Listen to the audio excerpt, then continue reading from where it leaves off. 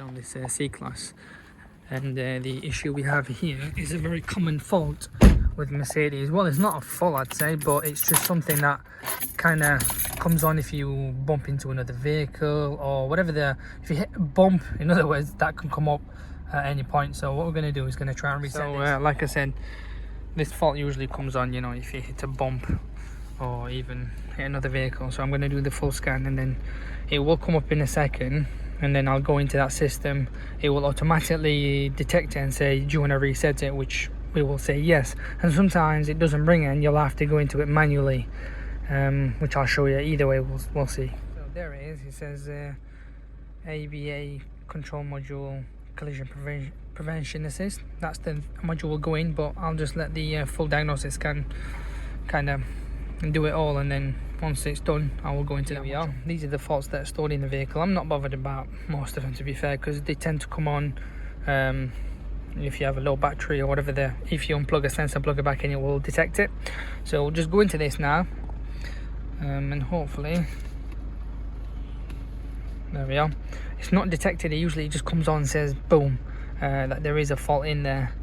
So in this case it hasn't, and this is what it says: the current VIN is incorrect or not present.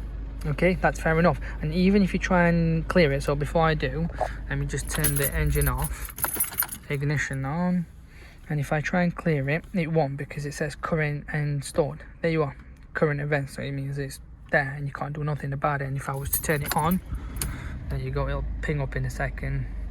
There you go. So what we have to do is come back out of this, and then go into control unit adaptation. Also, in a second, not all vehicles, but I'm sure it does. Here it is. We'll go into programming and follow up or control module in a second, but you'll need this wire as well. This is for any sort of coding you do with makes. You need to use this. So we've gone on the program and follow up routine. I've connected to the Wi-Fi, and hopefully it should reset it. If that doesn't, then we'll go into another module and do that, but we'll do this for now.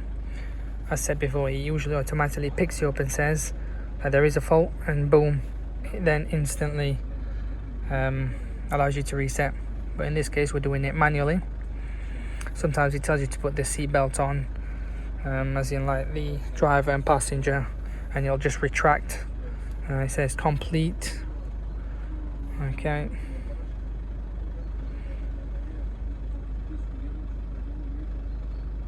So it's done it, in other words.